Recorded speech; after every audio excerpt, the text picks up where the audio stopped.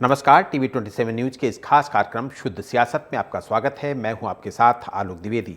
महाराष्ट्र में सांप निकल जाने के बाद लाठी पीटने की कवायद जारी है। एक अफवाह पर फैली अराजकता ने औरंगजेब के मुद्दे को आग दिखा दी। यह मुद्दा कोई आग पकड़ने वाला नहीं था, ये तो बस एक अत्याचारी मुगल शासक के विरोध का एक मुद्दा था, वो भी एक फिल्म के प्रदर्शन के बाद से गरमाया हुआ। अन्यथा जो अत्याचारी था वो तो संभाजी नगर के एक गांव में अपनी कब्र के अंदर सदियों से सोया पड़ा है। लेकिन लोगों ने देखा कि महाराष्ट्र का नागपुर शहर धू धू कर जल रहा था, गाड़ियां तोड़ी जा रही थीं, पुलिस पर हमले किए जा रहे थे। गनीमत है कि माल का ही नुकसान हुआ, जान किसी की नहीं गई। अब पुलिस कार्रवाई कर रही है, इलाके में कर्फ्यू लगा है और 40 से ज्यादा लोग हिरासत में लिए गए हैं। सियासत गर्म है। महाराष्ट्र के सीएम देवेंद्र फडणवीस ने विधानसभा में मुद्दा उठाया और कहा कि नागपुर में विश्व हिंदू परिषद और बजरंग दल ने विरोध प्रदर्शन किया था, लेकिन वहां अफवाहें फैलाई गई कि धार्मिक लिपि वाली सामग्री को जला दिया गया है। उप मुख्यमंत्री एकनाथ शिंदे ने इसे एक पूर्व नियोजित हमला बताया। उन्होंने कहा कि मोमिनपुरा में जहां रोज 100-150 गाड़ियां खड़ी रहती थीं, वहां घटना के वक्त एक भी गाड़ी कैसे नहीं थी। इतने बड़े बड़े पत्थर अचानक कैसे इकट्ठा कर लिए गए। एआईएमआईएम के असदुद्दीन ओवैसी ने आरोप लगाया कि सरकार अपनी जिम्मेदारी निभाने में विफल रही है। यह सरकार की खुफिया विभाग की नाकामी को दर्शाता है। ओवैसी ने कहा कि कुछ समय से उकसाने वाली बातें सरकार की तरफ से ही आ रही थी। कांग्रेस नेता पवन खेड़ा ने कहा कि महाराष्ट्र के मुख्यमंत्री के गृहनगर नागपुर के महाल इलाके में दंगा भड़क गया। नागपुर 300 साल पुराना शहर है। इन 300 सालों के इतिहास में नागपुर में कभी कोई दंगा नहीं हुआ। इसलिए सवाल ये बनता है कि ऐसी स्थिति क्यों बनी वहां पर। केंद्र और राज्य दोनों जगहों पर बीजेपी की सरकार है। अगर व्हिप और बजरंग दल ने औरंगजेब की कब्र हटाने की मांग को लेकर प्रदर्शन किया तो सरकार ने कानून व्यवस्था बनाए रखने के लिए कोई इंतजाम क्यों नहीं किए। महाराष्ट्र के मंत्री संजय शिरसाट ने कहा कि नागपुर में हुई हिंसा के पीछे महाविकास अघाड़ी का हाथ है। जहां कब्र है वहां से कोई मुसलमान क्यों नहीं आ रहा है। यहां तक कि मुसलमान भी नहीं चाहते कि वहां कब्र हो। विपक्ष ये दिखाने के लिए ऐसा कर रहा है जिससे लगे कि वो मुसलमानों के साथ खड़ा है, लेकिन विपक्ष को यह एहसास नहीं है कि मुसलमान भी ऐसा नहीं चाहते। बयान तो कई नेताओं के हैं, सियासत एकदम गर्म है, लिहाजा सवाल भी तमाम सारे बनते हैं। और सबसे पहला सवाल तो यही कि क्या नागपुर कांड के हालात किसी सुनियोजित साजिश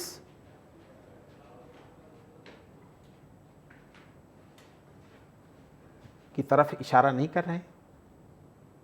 क्या राज्य सरकार की खुफिया तंत्र की विफलता के कारण नागपुर में यह कांड हुआ? क्या हिंदू संगठन के प्रदर्शन के दौरान कानून व्यवस्था का ध्यान रखा गया था? क्या पुलिस पर किया गया हमला अराजक तत्वों के बढ़े हुए हौसले का प्रमाण नहीं? ये तमाम सारे ऐसे सवाल हैं जिन पर चर्चा होना लाजमी है और आज अपनी इस चर्चा का आगाज भी हम इन्हीं सवालों के साथ करने जा रहे हैं। हमारे साथ तमाम खास मेहमान भी जुड़ेंगे इस चर्चा में। हमारे साथ बीजेपी प्रवक्ता हरगोविंद अरोड़ा जुड़ चुके हैं और हिंदू स्कॉलर आचार्य प्रमोद मिश्रा जी भी हमारे साथ जुड़ गए हैं। मुस्लिम स्कॉलर मोहम्मद अकील खान साहब हमारे साथ जुड़ गए हैं। इसके अलावा कुछ और भी मेहमान हमारे साथ जुड़ेंगे। हरगोविंद जी, आपका बहुत बहुत स्वागत करूंगा और आचार्य प्रमोद जी और मोहम्मद अकील साहब आपका भी बहुत बहुत स्वागत करूंगा। शुक्रिया सर, शुक्रिया। हरगोविंद जी, कांग्रेस पूछ रही है कि राज्य और केंद्र में बीजेपी की सरकार तो है, हिंदू संगठनों के प्रदर्शन के दौरान सुरक्षा के इंतजाम क्यों नहीं किए गए? वंदे मातरम। देखिए, आलोक की आवाज आ रही है? जी बिल्कुल बिल्कुल। हरगोविंद जी, विपक्ष का सवाल यही है कि ऐसी स्थितियों में जब पता था कि यहां पर ये ऐसा हो सकता है, तो जो विरोध प्रदर्शन हो रहे थे, वहां पर जो हिंदू संगठनों के आंदोलन चल रहे थे, धरना प्रदर्शन हो रहे थे, तो उनकी सुरक्षा के इंतजाम क्यों नहीं किए गए? क्यों ऐसे हालात भड़के? तो इस परिप्रेक्ष्य में देखिए कि आज भारत की स्थिति क्या हो गई। यदि भारत मैच जीतता है, दंगा हो जाता है। कोई हिंदू सांस्कृतिक या धार्मिक कार्यक्रम होता है, तब उसमें पत्थरबाजी हो जाती है। तो ये कौन चाहता है और ये कौन करेगा? क्या भारतीय जनता पार्टी ने कहा था इनको करने के लिए? भारतीय जनता पार्टी विकास की और सबके साथ की राजनीति चाहती है और एक अलग एक विकसित भारत बनाना चाहती है। भारतीय जनता पार्टी शिक्षा पर, रोजगार पर, अर्थव्यवस्था पर, शक्तिशाली और विकसित भारत की कल्पना कर रही है। लेकिन समस्या क्या है ना कि कांग्रेस और कुछ ये विपक्षी दल जिनकी राजनीति का ऑक्सीजन केवल मात्र दंगों पर आधारित है, तो इनकी तो रोटियां सिकेगी तब जब दंगों की आग लगेगी। अब अब्बू औरंगजेब में, तो अब्बू आदमी किस पार्टी के? क्या वो भारतीय जनता पार्टी के हैं? क्यों उन्होंने इतिहास में ये विवाद इसको जबरदस्ती से, उस कब्र को तो वर्षों से कोई दिया जलाने वाला नहीं था। तो जिस औरंगजेब का महिमा मंडन ये लोग कर रहे हैं, भारत का सच्चा और देशभक्त मुसलमान तो औरंगजेब को कभी हीरो मानता ही नहीं है। यहां तक कि शाहजहां, उन्होंने भी औरंगजेब को सनातन की तारीफ करते हुए ही, जब शाहजहां को औरंगजेब ने आगरा के किले में कैद किया था और 2 रोटी और आधी सुराही पानी देता था, तो शाहजहां ने कहा कि बेटा गर्मी आ गई, पानी बढ़ा दो। तो उसने कहा इतने पानी में जिंदा रहना सीखो। तो इसी सनातन की विशेषता बताते हुए शाहजहां ने औरंगजेब को कहा, ए पिसर तू अजब मुसलमानी, बाप इधरे जिंदा आप तरसानी, आफरीन हिंदवान सदवान मैं देहांत पिदरे मुर्दाशाबाद आया माप, कि ए मेरे बेटे, ए पिसर, ए मेरे बेटे, हम जिस हिंद पर राज कर रहे हैं, यहां तो सनातनी परंपरा मरने के बाद भी अपने पूर्वजों को पानी देते हैं, और तो अपने जिंदा बाप को पानी के लिए तरसा रहे। कैसे जो औरंगजेब अपने पिता का ना हो सका, इतना दारा शिकोह की गर्दन काटकर जिसने पेश कर दी, वो सेकुलर और वो रहमदिल कैसे हो सकता है? ठीक है, बहुत इंपॉर्टेंट बात। ठीक है अरोड़ा जी, हरगोविंद जी आपके पास आऊंगा। आचार्य प्रमोद मिश्रा जी भी हमारे साथ हैं। आचार्य प्रमोद मिश्रा जी, एक सवाल तो बनता है, किसी भी मुस्लिम के घर में औरंगजेब की तस्वीर नहीं दिखेगी, लेकिन जब भी हिंदू संगठन धरना कर देंगे, प्रदर्शन करेंगे, तो हिंदुस्तान के मुसलमानों का नाम औरंगजेब के साथ जोड़ देंगे। क्या यह न्यायोचित है? देखिए आलोक जी, मैं सबसे पहले आप सभी को, जितने भी हमारे दर्शक हैं, और आप सभी को मेरा जय सिया राम। दूसरी बात यह है कि जो चीजें हम आज देख रहे हैं, वो महाराष्ट्र हो या उत्तर प्रदेश हो या राजस्थान हो या हरियाणा हो, कोई प्रदेश हो, और जिस तरह से ये चीजें होती हैं या करवाई जाती हैं, कोई भी मुसलमान अगर सच्चा मुसलमान है और देशभक्त है, देशभक्ति की तरफ है, तो पहली बात तो ये काम करेगा नहीं। तो जहां तक मुझे लग रहा है कि ये जो चीजें प्लानिंग के साथ करवाई जाती हैं या की जाती हैं, ये सब ऐसे, जो मैं देशभक्त तो नहीं कर सकता, लेकिन देश के में ऐसे अंदर बैठे हुए कुछ कीड़े हैं, या ऐसा कहूंगा कि ये ऐसे विषाणु जीवाणु के रूप में, जैसे हम कई बार उनको नेता कह देते हैं, ये इनकी चाल होती है कि आपस में हिंदू मुसलमान लड़ो। सारे मुसलमान खराब नहीं है, मैं ये भी नहीं कहूंगा, सारे हिंदू भी खराब नहीं है, ये भी कहूंगा, सारे हिंदू अच्छे भी नहीं है, लेकिन कहीं ना कहीं इनको लड़ाने के लिए इनकी जो प्लानिंग होती है, ये भी प्लानिंग के तहत ही काम करते हैं, इसमें कहीं दो राय नहीं है। और रही बात देशभक्ति की बात हो, तो ये जो बातें अभी औरंगजेब वाली बातें आ रही हैं, मैं भी सुन रहा था, अरोड़ा साहब को भी सुन रहा था, यहाँ पर कोई भी मुसलमान, सच्चा मुसलमान अगर है, ईमानदार मुसलमान है और धर्म को मानता है या सच्चे कुरान को मानता है, तो पहली बात देश के साथ खड़ा होगा, देश का होगा वो, क्यों देश में खा रहा है, रह रहा है, पी रहा है, तो पाकिस्तान का नहीं है ना, औरंगजेब का है ना, शाहजहां का है, वो देश का है, तो सच्चा मुसलमान देश का है। लेकिन ये लड़ाने वाली बात कौन करता है, इनको लड़ाता कौन है? ये कहीं ना कहीं नेताओं की चाल होती है। अगर मुसलमान समझदार होता है, समझदार हो जाए, शिक्षित हो जाए, संस्कारी हो जाए, तरीके से संविधान को समझे माने, तो वो बिल्कुल ऐसी गलतियां नहीं करेगा, ऐसा दोष उसके अंदर पैदा ही नहीं होगा। तो बिल्कुल आलोक जी, मुझे लगता है कि ये प्लानिंग के तहत ही होता है, करवाया जाता है, कहीं ना कहीं उनको बदनाम भी कर देते हैं लोग। जो अच्छे मुसलमान हैं वो भी बेचारे इनके चक्कर पिस जाते हैं, कहीं ना कहीं नेताओं के चक्कर पिस जाते हैं। तो ध्यान देने का विषय होता है, समझने का विषय होता है। बिल्कुल अखिल, ठीक है प्रमोद जी आपके पास आऊंगा। अखिल खान साहब, हिंदुस्तान में जो रहने वाले मुस्लिम हैं, उनका औरंगजेब से तो कोई लेना देना नहीं है, औरंगजेब के ना कोई वंशज है यहाँ पर, लेकिन जब भी औरंगजेब की बात आती है तो अपोजिशन के नेता हिंदुस्तान के मुसलमानों से उसको जोड़ने की क्यों कवायद करते हैं? आलोक सर, सभी पैनलिस्ट को मेरा आदाब और होली की ढेर सारा देर सही लेकिन बहुत बहुत दिली मुबारकबाद पेश करता हूं। आलोक सर, मेरी आवाज आ रही? जी बिल्कुल आ रही है। एक शेर के साथ में अपनी बात की शुरुआत करूंगा। ये तो मुमकिन ही नहीं है कि तू खुदा हो जाएगा, ये तो मुमकिन ही नहीं है कि तू खुदा हो जाएगा, गर खुदा बनने की सोचेगा तो फना हो जाएगा। अपनी जानो माल का सदका करो ऐ मोमिनो, अपनी जानो माल का सदका करो ऐ मोमिनो, इस बहाने कुछ गरीबों का भला हो जाएगा। अभी तमाम तरह की, मैं भारतीय जनता पार्टी के बहुत जिम्मेदार प्रवक्ता अरोड़ा साहब बैठे हुए हैं, और मैं तो ये कहता हूं, दाऊद से सलेम से कोई गरज नहीं, दाऊद से सलेम से कोई गरज नहीं, रिश्ता हमारा जोड़िए अब्दुल कलाम से। आप देश के अंदर कहीं पर कोई बात होती है तो सबसे पहले मुसलमानों को टारगेट किया जाता है। और ये मैं अरोड़ा जी से ही सवाल करूंगा कि अरोड़ा जी, आप निष्पक्ष और ईमानदारी से और दिल पे हाथ रख के कह दीजिएगा, मैं तो कह रहा हूं कि राम जी हमारे आदर्श हैं, संभाजी महाराज हमारे आदर्श हैं, कृष्ण जी हमारे आदर्श हैं, शिवाजी महाराज हमारे आदर्श हैं। मैं आपसे पूछना चाहता हूं, हजरत मोहम्मद मुस्तफा सल्लल्लाहु अलैहि वसल्लम क्या आपके आदर्श हैं? लेकिन इन और जिनकी आप बात कर रहे हैं, चाहे बाबर हो, हुमायूं हो, अकबर हो, ये हमारे वंशज नहीं हैं, ये हमारे वंशज नहीं हैं। बिल्कुल। हमें जोड़िए हसरत मोहानी साहब से, हमें जोड़िए फजले हक खैराबादी साहब से, हमें जोड़िए उस्मान, हमें जोड़िए एपीजे अब्दुल कलाम से।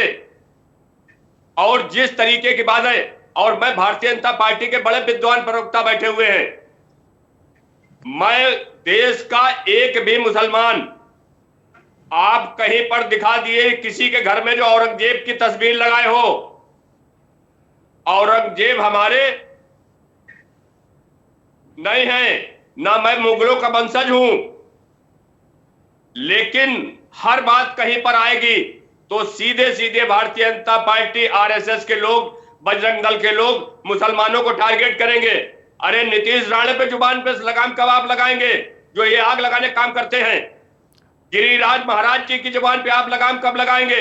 इनको तो आप सह देते हैं कि आप जाइए, जो मर्जी आइए करिए, आप औरंगजेब की कब्र को खोद दीजिए, प्रदेश के और देश के मुसलमानों को कोई दिक्कत नहीं है।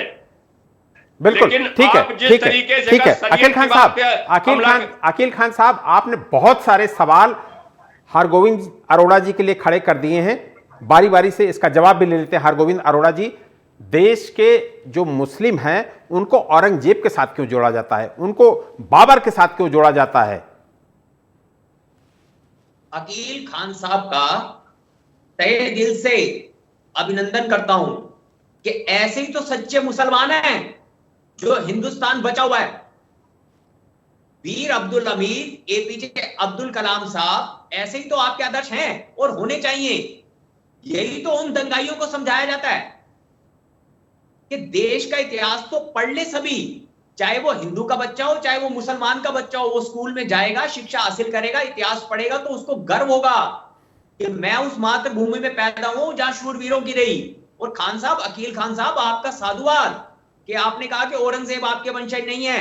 यही तो अवसर इतिहास ने दिया कि आज तो इसको सुधार लें कि औरंगजेब ने आपके पूर्वजों को भी तो बलपूर्वक या भयपूर्वक ही तो धर्म परिवर्तन करवाया होगा। तो आज तो तारीख वो अवसर दे रही है कि गलती को सुधारा जाए। और औरंगजेब को हीरो दंगाइयों के अलावा कोई भी नहीं मानता। मैंने शुरू में अपने वक्तव्य में कहा देश का सच्चा मुसलमान। और जहां तक आपने अभी मोहम्मद साहब के विषय में बात की, अरे मोहम्मद साहब पैगंबर पीरों का तो ये देश है, यहां तो पूरा सम्मान। जैसे एक आम हिंदू भगवान राम को अपना आराध्य मानता है, वैसे ही मोहम्मद साहब की तो शान में कभी गुस्ताखी की नहीं जा सकती और ना कभी की है। और जहां तक आपने अभी कुछ नेताओं की बात की कि उन्होंने अपने बयान दिए, उन्होंने वक्तव्य दिए, अरे अकील खान साहब, कभी कभी एक्शन का रिएक्शन होगा। एक ओर से कहा जाएगा कि हमें सिर्फ 15 मिनट दे दो, तो फिर उस एक्शन का रिएक्शन होगा। उसकी आलोचना देश के कितने मुसलमान भाइयों ने आकर के की कि ओवैसी साहब ये आप क्या बोल रहे हो। तो भाईचारे से जहां रह रहे हैं, ताली तो दोनों ही हाथों से बजेगी ना। बिल्कुल बिल्कुल बिल्कुल, दोनों हाथों से बजेगी। लेकिन आचार्य आचार्य प्रमोद, आचार्य सम्मान के साथ भारत में रहते हैं। भारतीय क्रिकेट टीम का कप्तान मुसलमान रहा, भारत में राष्ट्रपति मुसलमान रहे। भारत ने तो कब, कहां और क्यों आदर नहीं दिया? जो भी सरकार की योजनाएं आती हैं, तो क्या मुसलमान भाइयों को उससे वंचित रखा जाता है? बिल्कुल बिल्कुल। आचार्य प्रमोद मिश्रा जी, जहां भी सांप्रदायिक सौहार्द बिगड़ने की स्थितियां आती हैं, हमेशा ये देखने को मिलता है कि अगर एक तरफ कुछ अराजक तत्व बाहर निकलते हैं तो हम लोग हमेशा देखते हैं कि उसका जवाब देने के लिए पुलिस को इंतजार नहीं किया जाता। हिंदूवादी संगठन वो तुरंत मोर्चे पे पहुंच जाते हैं और स्थिति ये हो जाती है कि तनाव की स्थिति दोनों तरफ से पैदा हो जाती है। यहाँ एक बात समझने वाली बात है। अब जैसे अभी हमने जो है हमारे जो मौलाना साहब हैं, उनको भी सुना हमने, बहुत अच्छे तरीके से बात की उन्होंने। लेकिन ऐसे ही जैसा ये मौलाना साहब हमारे समझ रहे हैं और बात कर रहे हैं, ऐसे ही अगर हर एक मुसलमान हो जाए, या जितने भी मुसलमानों के नेता हैं ये मुसलमानों को सही रास्ते पर लाने का प्रयास करें, यानी कहने का मतलब ये कि जो दंगे होते हैं ये कौन करता है, ये छतों पर ईंट पत्थर कैसे पहुंच जाता है, ये कौन पहुंचा देता है? ये अपने आप हो जाता है? अपने आप तो ऐसा होता नहीं है। कहीं ना कहीं कट्टे भर करके, बोरी भर करके, या छुप करके या छुपा करके लाया जाता है। वहां क्यों लाया जाता है?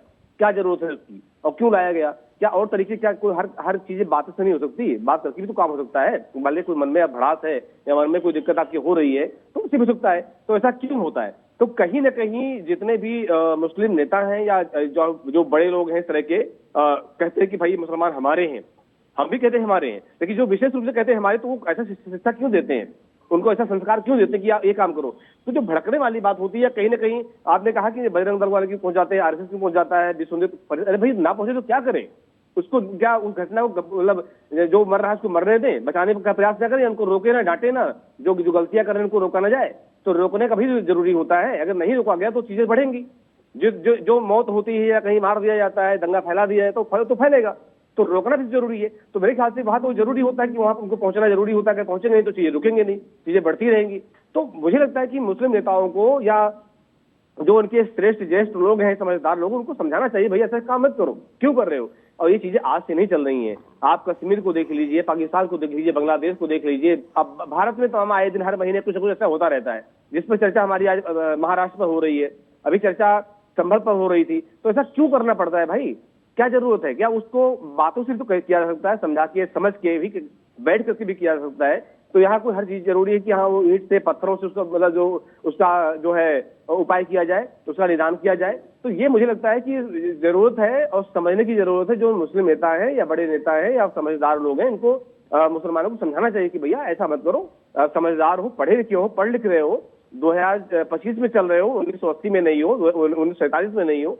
देश कहीं और चल रहा है, देश G20 में चल रहा है, देश जो है वसुधैव कुटुंबकम के लिए आगे चल रहा है, और आप भी ईंट पत्थरों में लगे हुए हो। तो ये कौन समझाएगा उनको भाई? ये समझाने के लिए कुछ तत्काल प्रभाव को रोकने के लिए अगर वहां पर विश्व हिंदू परिषद या बजरंग दल जाता है तो जाना जरूरी है, क्योंकि चीजें हिंसा बढ़ेगी घटेगी नहीं, इसलिए इसको रोकना बहुत जरूरी होता है। आलोक जी। बिल्कुल, हमारे साथ कांग्रेस प्रवक्ता मुन्ना खान जी भी जुड़ गए हैं। मुन्ना जी, आपका स्वागत करूंगा इस चर्चा में शामिल होने के लिए। आप देर से शामिल हुए, लेकिन बहुत अहम चर्चा है ये, इस पर आपका रहना बहुत ज़रूरी था। मुन्ना जी, कांग्रेस के नेताओं को क्या हो गया है? एक आपके महाराष्ट्र के प्रमुख हैं हर्षवर्धन जी, वो ये तो मानते हैं कि क्रूर शासक था औरंगजेब, लेकिन उसका कंपैरिजन किससे कर रहे हैं?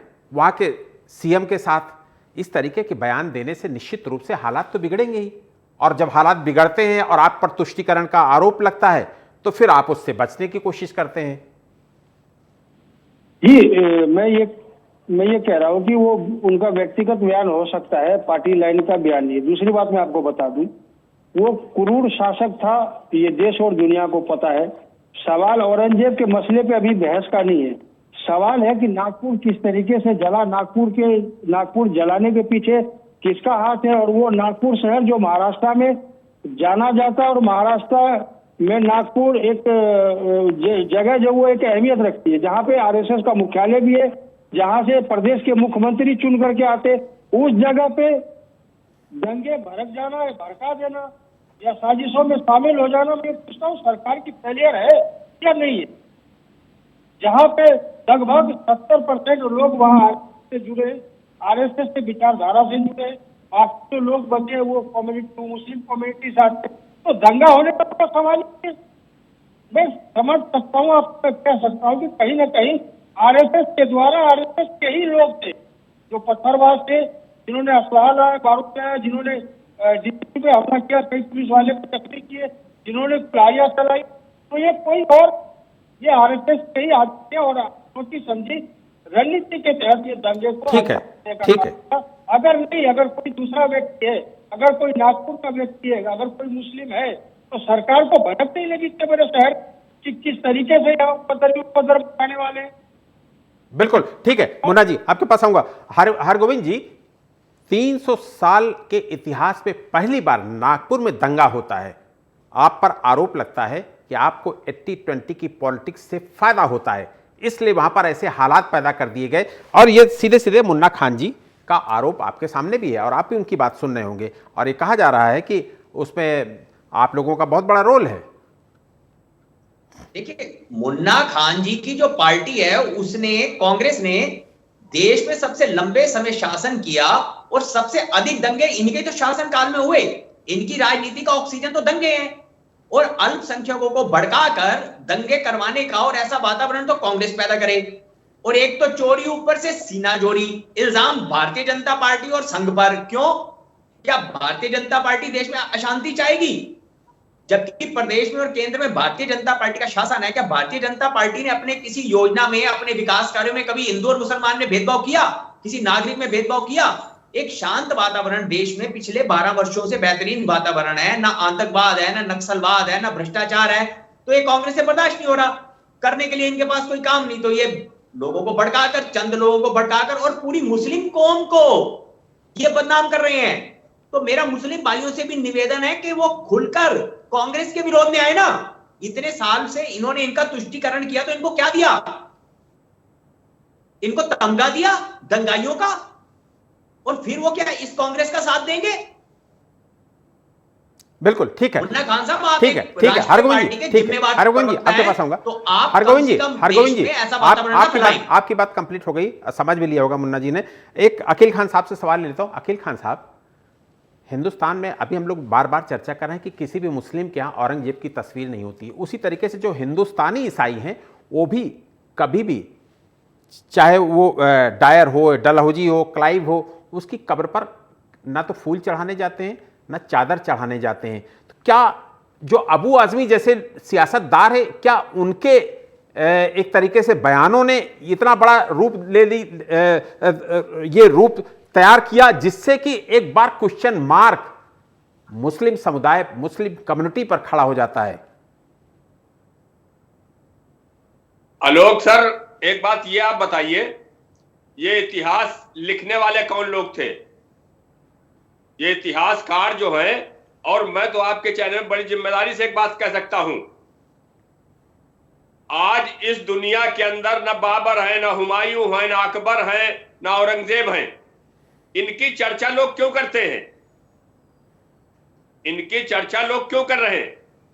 और अगर इतिहास पे आप जाएंगे तो औरंगजेब का इतना इतिहास है, इतना इतिहास है कि फिर वहीं पे अभी भारतीय जनता पार्टी के प्रवक्ता साहब कहेंगे कि लीजिए ये भी अब ये कहने लगे।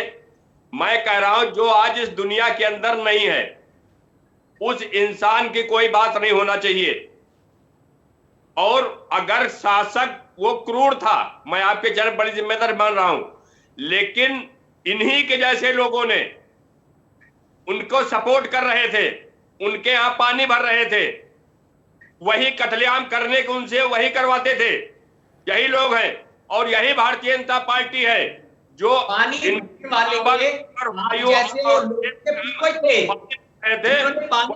धर्म परिवर्तन कर लिया। आज उन्हें डिप्टी मुख्यमंत्री तमाम किया। समझो, आप गलत करिए। पानी भरने वाले कायर लोगों ने तो धर्म परिवर्तन किया। भारतीय जनता पार्टी की हुकूमत करेंगे, आप इतिहास को तोड़ के पेश करेंगे, आपको सुनेंगे। अरे वाह भाई साहब, आपने तो 1 मिनट में रंग बदल लिया।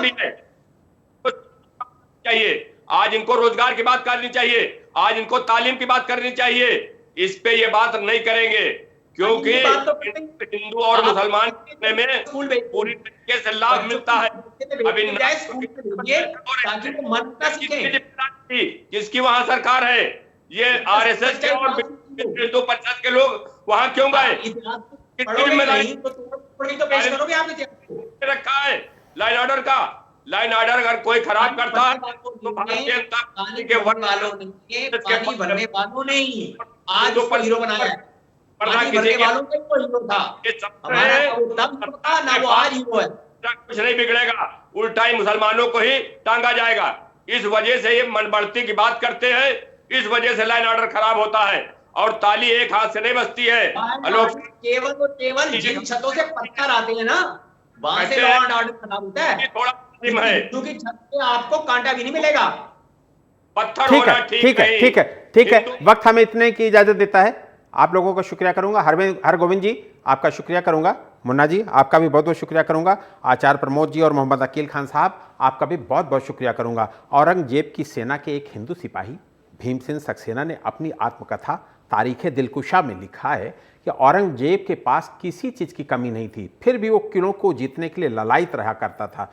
कुछ पत्थरों पर अधिकार जमाने की उसकी चाहत इतनी बड़ी थी कि उसके आखिरी दिन भी खुशनुमा नहीं रहे। उसे लग गया था कि पूरे भारत पर शासन करने की इच्छा धूल में मिल गई थी। औरंगजेब का महिमा मंडन करने वालों के लिए ये एक सीख है। शुद्ध सियासत में आज इतना ही। देश और दुनिया की तमाम बड़ी खबरों को देखने के लिए आप बने रहिए TV 27 न्यूज़ के साथ। नमस्कार।